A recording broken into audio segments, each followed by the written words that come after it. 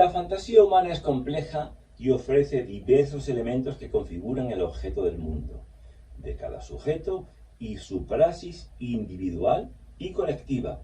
Y como ya sabemos, la praxis es la propiedad que obliga a la especie humana a construir continuamente su mundo, porque nada le viene dado.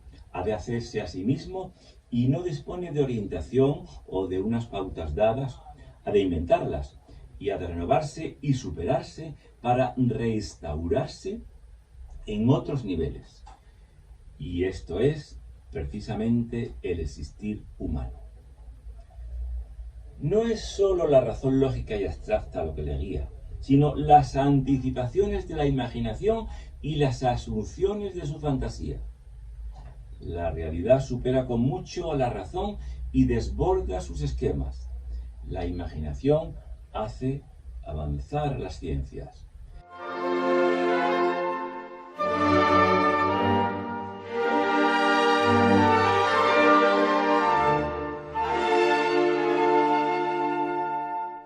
Entre fantasía e imaginación hay una diferencia de matiz, aunque suelen emplearse indistintamente, pero ambas intervienen decisivamente en la dinámica de la personalidad humana, así como en la dinámica de la sexualidad y el modo de conocer y de relacionarse en el mundo real.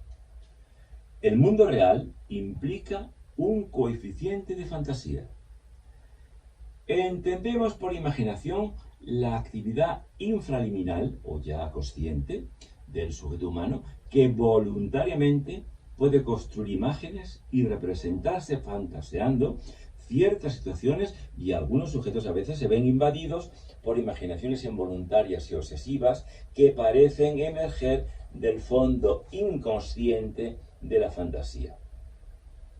En cambio, entendemos por fantasía un fondo más general y profundo que puede irse concretando en imaginaciones más particulares, conscientemente dirigidas y cuyos contenidos ya no son representaciones, sino imágenes más densas de significado.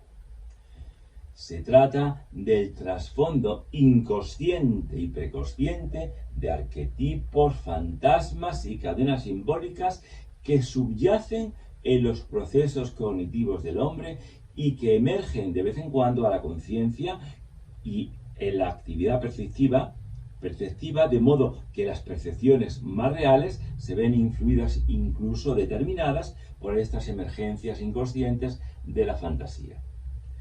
Tomás Aquinas y Immanuel Kant ya le dieron importancia en su concepción del proceso cognitivo, pero otros autores y la mayoría de los clásicos anteriores al romanticismo, la fantasía, la afectividad y los impulsos no eran tenidos en cuenta como componentes de la actividad perceptiva y reactiva de la conducta.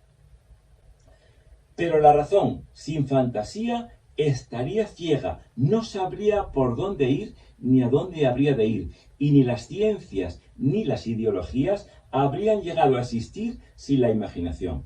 Los mitos han precedido a las ciencias y las utopías alimentan a las ideologías.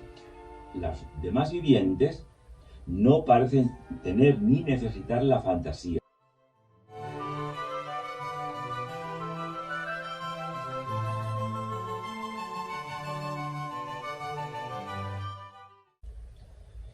Los demás vivientes no parecen tener ni necesitar la fantasía. Son pragmáticos y tienen los instintos para captar posibles presencias hostiles, aunque sea con alguna anticipación en el tiempo. Lo que no pueden probablemente es imaginar lo que no existe, lo que existe en su entorno, y de imaginarlo habrían también desarrollado una razón. La razón se genera de la fantasía. Cuando el salto de las cosas reales o no reales a las posibilidades de hacerlas presente, la razón se coloca en el vacío que dejan entre sí las cosas. El hombre necesita poseer la representación total del cosmos, de su existir en él, y ha de hacerlo más que con la razón, con su fantasía, mas no por ello hay que pensar que sus concepciones hayan de ser falsas y arbitrarias, pues la fantasía y la imaginación son también canales cognitivos que apuntan, igual que la razón, a lo real, solo que con mayor amplitud y mayor hondura que ésta. La especie humana, más todavía que el individuo, vive desde su fantasía más que desde su razón. Por eso, precisamente, ha creado los mitos y las utopías. Y no es que sean irreales, a veces son más reales y ciertas que los sistemas de razón. Las masas necesitan la imaginación de sus líderes natos para recibir expectativas nuevas. Y estos líderes natos son los que aciertan desde su fantasía creativa a lanzar a la circulación ideas que fecundan la vida de las masas, incluso bajo apariencias de realismo pragmático. E igualmente sucede con las ciencias, cuyos progresos se deben en parte, solo en parte, pero decisivamente a la imaginación. Se crean nuevos enfoques por ello y parámetros nuevos del campo concernido por cada una. Los riesgos vienen en todo ello de lo que lo imaginativo se pueda hipertrofiar y puede llegar a separar las vivencias de tal grado de la realidad que la conducta ya no responda a la praxis ni el sujeto pueda hacerse cargo de las exigencias objetivas. Pero en resumen, las fantasías movilizan, paralizan y retroalimentan los estados energéticos y afectivos asociados a ellas, la formación de los sistemas de defensa, de canales de comunicación, pero también pueden proyectarse y retroproyectarse negativamente, investir negativamente al propio sujeto, investirle narcisistamente, bloquear o acelerar las pulsiones y su energía y reforzar o relajar el sistema defensivo.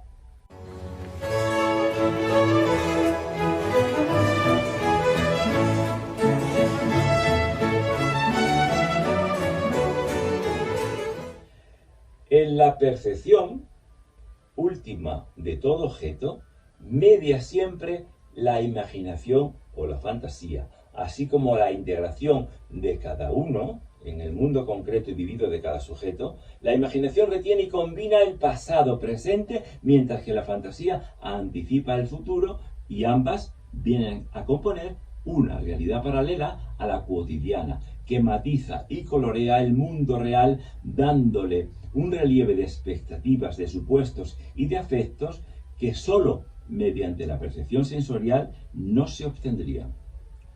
Cuando percibimos un objeto, no percibimos la total entidad de ese objeto. Y no percibimos las vertientes ocultas en cada acto de demostración perceptiva, y ésta se ha de complementar en el momento de percibir por lo retenido en la imaginación, resultado de otras percepciones. Por ejemplo, la percepción de un tipo de coche en su rendimiento y sus posibles empleos en la vida concreta del usuario, o una vivienda en las posibilidades de uso, de decoración, o una ciudad en sus recuerdos literarios o históricos o folclóricos. Y si no fuera por el fantaseo, asociados, por ejemplo, a glorias nacionales literarias o acontecimientos históricos, no habría tanto interés por visitar ciudades como Londres, Berlín, Roma, Atenas, etc. Y también hay quien, para hacer la misma vida que puede hacer en Canarias, atraído por el nombre de la leyenda exótica, se va a la Riviera Maya. En definitiva, la moda se muestra de los prestigios creados en la imaginación por la reciente información almacenada en esta y por las anticipaciones de la fantasía. Las marcas, las firmas y los prototipos son grandes catalizadores de fantasía.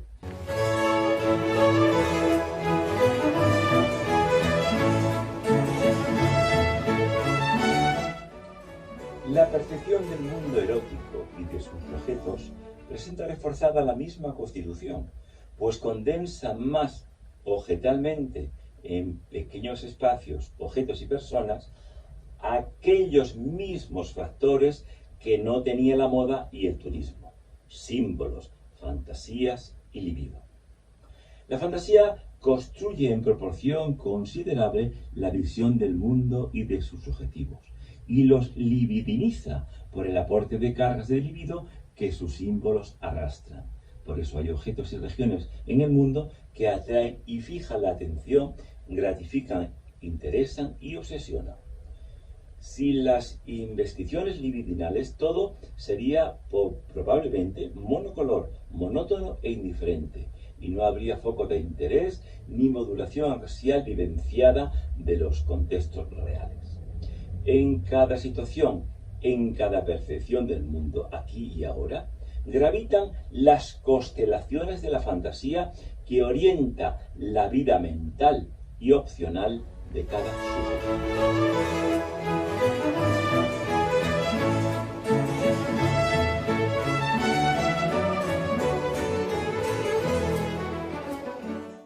La realidad para el hombre no es nunca pura facticidad, sino que siempre se halla entreverada de imaginación, fantasía y libido.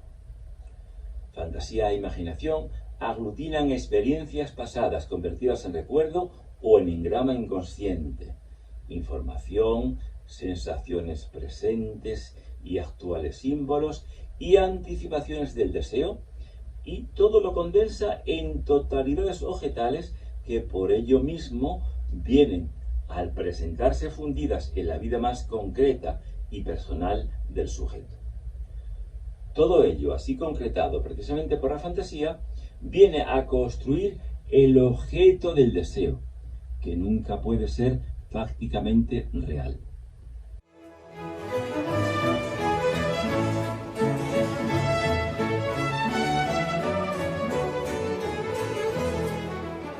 La fantasía es una creatividad combinatoria que por un lado linda con la vida inconsciente, con sus cadenas simbólicas, sus fantasmas, y la información real transmitida por el inconsciente radical, el estrato más profundo del inconsciente. Y por otro lado, con las síntesis intelectuales de la razón. Constituye el puente entre los dos hemisferios de la personalidad y no está sujeta ni al aquí y ahora de las sensaciones orgánicas, ni a la disciplina lógica de la razón, aunque tiene claramente su propia lógica.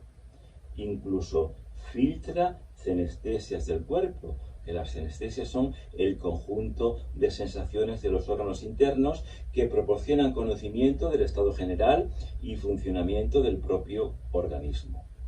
Y constituye el propio cuerpo imaginativo y sintetiza la psicomotricidad humana de forma sistémica y creativa.